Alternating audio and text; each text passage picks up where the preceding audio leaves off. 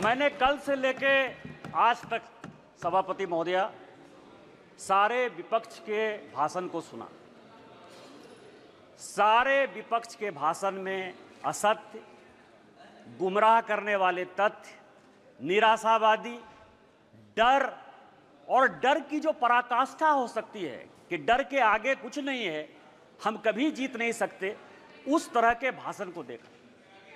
यहां विपक्ष के नेता ने भाषण दिया, सभापति महोदया, मैं वो नहीं हूं जो हूं, जो मैं दिखता हूं वो मैं नहीं हूं। पिछले बार मैंने कहा था कि यहां प्रेत आकर भाषण देके चला गया। इस बार जो मुझे लगा उनके भाषण से कि एक फिल्म हमने देखी थी मिस्टर इंडिया, अनिल कपूर जो है किसी को दिखते नहीं है, फिर दिख जाते हैं। यदि लाल जो है कहीं दिखाई देगा तो वो मिस्टर इंडिया के अनिल कपूर हैं, जो दिखते हैं वो नहीं दिखते हैं, जो दिखते हैं वो नहीं दिखते। विपक्ष का क्या डर है सभापति महोदया, ये आप समझिए। गॉस्पेल ट्रुथ के आधार पर असत्य को सत्य बनाने की कोशिश कर रहे हैं। पूरा विपक्ष जो मुस्लिम की राजनीति करता रहा, आज हिंदू हिंदू चिल्ला रहा है। जिस लोकसभा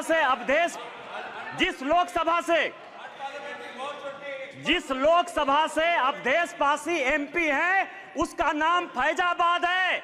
किसी ने फैजाबाद नहीं कहा, सबने अयोध्या कहा। यही भारतीय जनता पार्टी की जीत है, यही मोदी की जीत है। और मैं प्रधानमंत्री जी को बधाई देना चाहता हूं, धन्यवाद देना चाहता हूं। रामायण की एक चौपाई है कि राम रमापति करधन लेहु, खैंचत चाप मिटई संदेहु। उन्होंने पूरे देश को यह मैसेज दे दिया कि यह देश हिंदू है, हिंदू राष्ट्र है और मुसलमान के नाम पर कोई राजनीति नहीं हो सकती है। फैजाबाद का नाम अपोजिशन के किसी आदमी ने नहीं लिया। क्या सत्य है? इन्होंने कहा हमारे ऊपर ईडी आ गई, हमारे ऊपर सीबीआई आ गई, हम किसी से नहीं डरते। आप वहां चले गए, बांसवाड़ा चले गए, आपने क्या भाषण दे दिया, क्या जीत गए? मैं एक ऐसा शख्स हूं, अखिलेश जी सुनिए आराम से, मेरे ऊपर कांग्रेस और जेएमएम ने 44 केस किए। मेरे 80 साल 85 साल के माँ पिताजी के ऊपर केस हुए। गैलरी में मेरी वाइफ बैठी हुई है, मेरे बच्चे बैठे हुए हैं, उनके ऊपर केस हुआ, भाई के ऊपर केस हुआ। और सरकार ने आरटीआई मैंने मंगाया है, 10 करोड़ रुपया हाई कोर्ट और सुप्रीम कोर्ट में मेरे से केस लड़ने के लिए किया।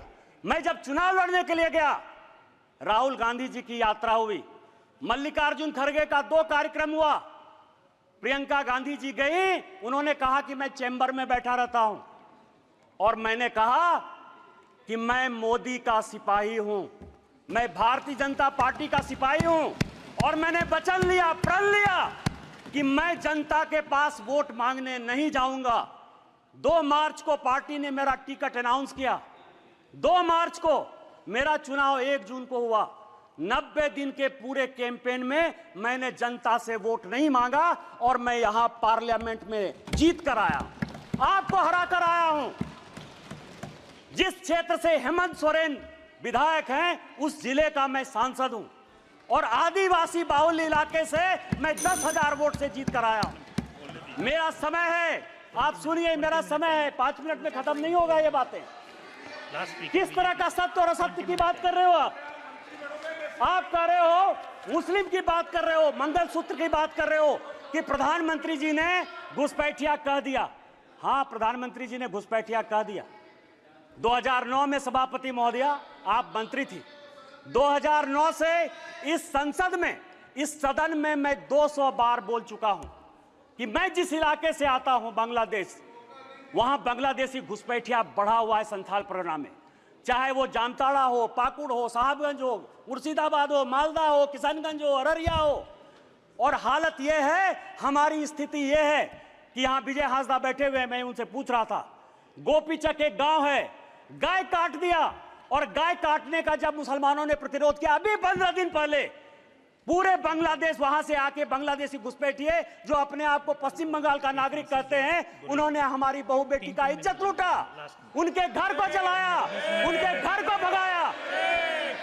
आप कह रहे हो कि वो बांग्लादेशी घुसपैठिए नहीं है, उनकी जनसंख्या नहीं है, स्पीकर साहब पूरे देश भर में, मैं गोपी चक की बात कर रहा हूं। सभापति महोदया, पूरे देश में परिसीमन हो गया, पूरे देश में परिसीमन हो गया। आप आदिवासी की बात करते हो, आप पिछड़े की बात करते हो, हमारे यहाँ परिसीमन नहीं हुआ। आदिवासी की संख्या जो 36% थी वो 26% हो गई। ये पूरे देश को जानने की आवश्यकता है। 1 लोकसभा का सीट आदिवासी का और 3 विधानसभा का सीट घट रहा है। परिसीमन नहीं हो गया, घुसपैठिए बढ़ रहे हैं, आदिवासी लड़कियों के साथ शादी हो रही है, धर्मांतरण हो रहा है। इसके बाद भी आपको लगता है कि प्रधानमंत्री घुसपैठिए की बात नहीं करेंगे? किस तरह की राजनीति कर रहे हो आप? मैं आपको बताऊं सभापति महोदय, शिव की बात होती है, हम उस विचारधारा के लोग हैं। अतजल गगरी छलकत जाए, जिसको कुछ समझ में नहीं आती। यदि आपको शिव का ही दिखाना था, गुरु नानक का दिखाना था, तो मंदिर चले जाते यार, गुरुद्वारा चले जाते। इस पार्लियामेंट में फोटो क्यों दिखा रहे? चले जाते ना। और जिस अभय मुद्रा की बात कर रहे हैं, मैं ब्राह्मण हूं और मुझे गर्व है कि ब्राह्मण हूं। जिस अभय मुद्रा की बात करते हो, भगवान शंकर को 4 हाथ है, 4 हाथ है, 1 हाथ नहीं होता है। और हस्त मुद्रा में ऐसे भी हाथ है, ऐसे भी हाथ है, ऐसे भी हाथ है, 28 मुद्राएं हैं। और 28 मुद्रा क्या है जो माननीय मोदी जी कह रहे हैं, ये सबको जानने की आवश्यकता है। एक मुद्रा वो है जिसके हाथ में डमरू बजा हुआ है। डमरू मतलब स्टार्ट करिए, प्रकृति को स्टार्ट करिए, जीवन को स्टार्ट करिए, गरीबों के लिए काम करना स्टार्ट कीजिए। दूसरे हाथ में क्या है? डिस्ट्रॉय करना, अग्नि है भगवान शिव के हाथ में। वो ये कहता है कि चाहे हेमंत सोरेन हो, चाहे केजरीवाल हो, जो भ्रष्टाचारी है, जिसने जनता का पैसा लूटा है, उसको जेल भेजिए। तीसरा हाथ है जो ये कहता है कि जनता को खाना खिलाइए। और चौथा हाथ है कि कभी भी विकसित भारत के लिए, भविष्य के लिए, इंसॉल्वेशन के लिए, ये भगवान शिव हैं। आपको यदि धर्म नहीं पता है यार, कहां से धर्म के बारे में पता करोगे? त्रिशूल जो है भूत, भविष्य और वर्तमान की व्याख्या करता है, इसीलिए वो त्रिशूल है। और हमारे प्रधानमंत्री भूत, भविष्य और वर्तमान को देखकर विकसित भारत के संकल्प के साथ आगे बढ़ रहे हैं। इसलिए ये बात आपको समझ में नहीं आएगी।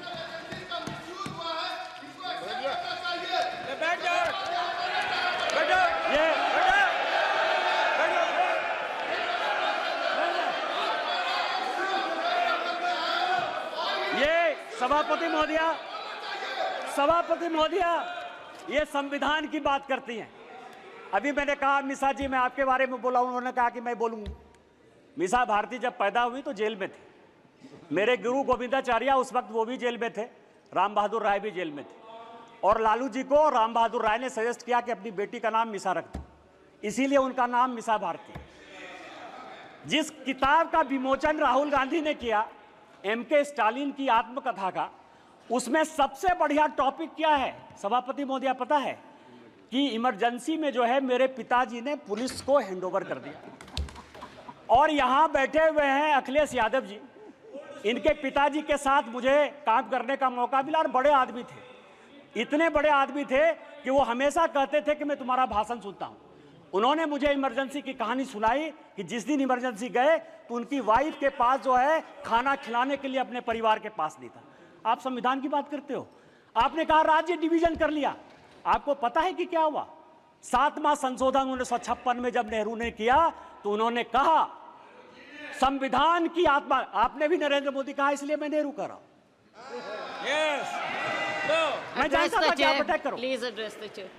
सभापति महोदया, 7वां संशोधन यह किया कि राज्य को कोई अधिकार नहीं होगा अपना बाउंड्री चुनने का। और यही कारण है कि 7वें संशोधन के बाद 14 राज्य और 6 यूनियन टेरिटरी बन गए।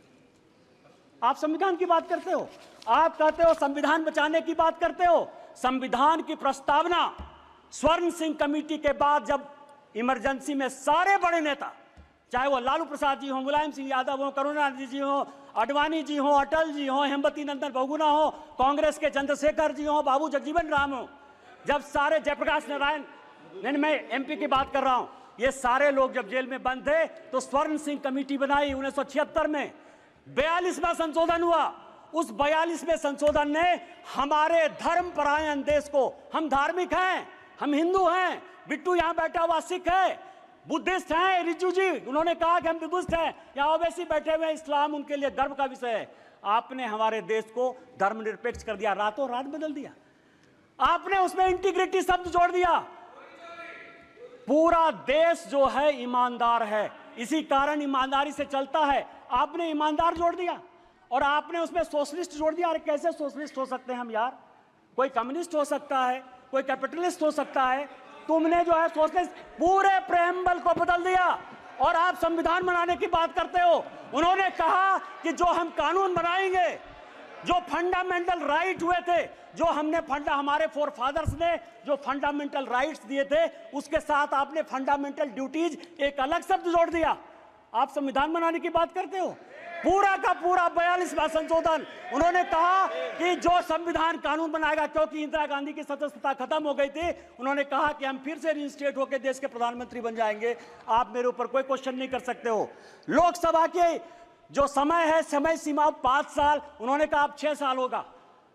खाता न वही, इंदिरा गांधी जो कहे सही, संविधान वही है। अरे संविधान बचाने वाले यदि मोदी ने संविधान बदला, 370 के लिए बदला, शेड्यूल कास्ट के लिए बदला, ओबीसी को संवैधानिक दर्जा देने के लिए बदला। और जब भी schedule caste, schedule tribe, OBC की बात होगी, हम संविधान बदलेंगे और हमको कोई संकोच नहीं। सवाल ये है, ये आर्य और अनार्य की बात करते हैं, ऋषि मुनि की बात करते हैं। राजा साहब, आप हमारे मित्र हो। मैं एक ऐसा आदमी था जो तिहाड़ में आपसे मिलने के लिए गया, कांग्रेस ने आपको जेल भेजा। आपको पता है कि गुरु वशिष्ठ, विश्वामित्र, अगस्त मुनि, ये कोई भी ब्राह्मण नहीं थे। रामायण, महाभारत, गीता लिखने वाले कोई भी ब्राह्मण नहीं थे। कोई भगवान ब्राह्मण नहीं है। रामायण वाल्मीकि ने लिखी, महाभारत वेद व्यास ने लिखा, चारों वेद और 13 उपनिषद सभी वेद व्यास ने लिखे, जो मछुआरे के बेटे थे। और चाहे वो ऋषि अगस्त हो, ऋषि कन्नन हो, आप जो है आर्य और अनार्य के बीच में। और आप ही के सांसद, कांग्रेस के सांसद, 1952 में जिस कांग्रेस के सांसद रामधारी सिंह दिनकर को नेहरू जी संसद बनाकर लेकर आए, सांसद रहे, 12 साल रहे, देश के बहुत बड़े कवि, उन्होंने संस्कृति के 4 अध्याय लिखे। उस संस्कृति के 4 अध्याय में उन्होंने लिखा कि ना कोई आर्य है ना कोई अनार्य है। जो हरिजन, जो शेड्यूल कास्ट तमिलनाडु का है, वही कलकत्ता का ब्राह्मण है, और जो कलकत्ता का ओबीसी है, वही पंजाब का जो है सिख है। ये उन्होंने लिखा, कांग्रेस ने लिखा, आपके सांसद ने लिखा। हमें तो गर्व है, ये देश एक है, न जाति है न बिरादरी है। आप किस तरह की बात करते हो, जाति प्रथा की बात करते हो। मैं एक बात कहना चाहता हूं, यहां जितने बुजुर्ग लोग बैठे हुए, स्वागत राय जी बैठे होंगे, आज से 50 साल पहले किसी बड़े घर में, किसी गांव में कहीं कोई शौचालय नहीं होता था। चाहे बड़े परिवार की महिलाएं हो या छोटे परिवार की महिलाएं हो, वो खेत में जाती थी। तो जब खेत में जाती थी तो मेहतर प्रथा कहां से आ गया? जो मुगलों ने दिया, आप उसको सही मान रहे हो, और आप पूरे देश को जो है हिंदुत्व के नाम पर, आर्य के नाम पर, अनार्य के नाम पर, इस्लाम के नाम पर केवल गुमराह करने की कोशिश करते हो। ये गॉस्पेल ट्रूथ को बंद करो, ये काना बंद करो, और देश को जो है साथ लेकर चलने की बात करो। बस मैं अंत में, सभापति महोदय, एक पॉइंट है कि कल कहा गया कि स्पीकर साहब जो है झुक के प्रधानमंत्री जी को जो है अभिवादन किए और राहुल जी को ऐसे। आज मैंने एक फोटो देखा थल सेनाध्यक्ष का। वर्दी में कहा जाता है कि किसी को प्रणाम नहीं करना चाहिए। आज सारे अखबारों में थल सेनाध्यक्ष का फोटो छपा है और अपनी मां को पैर छू के वर्दी में प्रणाम कर। तैत्तिरीयोपनिषद का एक श्लोक है, अभिवादनशीलस्य नित्यं वृद्धा पसेबिनः चत्वारि तस्य वर्धन्ते आयुर्विद्या यशोबलम। आपसे जो भी बड़े आदमी हैं, पद की, मर्यादा की कभी परवाह नहीं करिए। अभी पार्लियामेंट खत्म हुआ, मैं फरवरी की बात कर रहा हूं। जिस दिन पार्लियामेंट खत्म हुआ, मैं बाहर गाड़ी का वेट कर रहा था। मैं सबसे ज्यादा कांग्रेस पर अटैक करता हूं। राहुल जी, सोनिया जी या पूरा कांग्रेस गांधी परिवार मेरा टॉपिक है, क्योंकि मेरे फादर 1975 में इमरजेंसी में सैक कर दिए गए, उनकी ज़िंदगी में नौकरी नहीं लगी। 19 महीने मेरे परिवार के लोग इमरजेंसी में बंद रहे, इसलिए कांग्रेस के प्रति इतना विद्रोह या ये चीज़ जो है मेरे मन में है, बचपन से है, क्योंकि मेरा बचपन मैंने देखा ही नहीं, क्योंकि हम लोग सभी देशद्रोही के परिवार के माने जाते थे। सोनिया जी आई, सोनिया जी ने मेरा हाथ पकड़ा सबके सामने, चूंकि सबके सामने पब्लिक में एक काम हुआ, इसलिए मैं पब्लिक में बात कर रहा हूं। और उन्होंने मुझे कहा कि निशिकांत, आज मेरी तबीयत खराब थी, लेकिन तुम्हारे जैसे लोगों को पार्लियामेंट आना चाहिए। मैंने प्रणाम किया उनको। मैंने ये नहीं सोचा कि वो सोनिया गांधी, वो बड़ी हैं। आप किस तरह के डिस्कोर्स में ले जाना चाहते हो? माननीय मोदी जी हमारे पार्टी के बड़े आदमी हैं। पार्टी टिकट दी तो ओम बिरला जो है इस कुर्सी पर बैठे। यदि उनको पैर छू के भी प्रणाम कर लेते ओम बिरला जी, तो उस कुर्सी की ताकत कम नहीं होती। आपको भारतीय सभ्यता और संस्कृति के बारे में नहीं पता है, और यदि भारतीय सभ्यता संस्कृति के बारे में नहीं पता है तो आप जिंदगी में कुछ नहीं कर सकते हो। आज आप 98 में हो, अगले चुनाव में आपको जो है लीडर ऑफ द अपोजिशन का भी मौका नहीं मिलेगा। आपने मुझे मौका दिया। इन्हीं शब्दों के साथ जय हिंद, जय भारत। Francis George.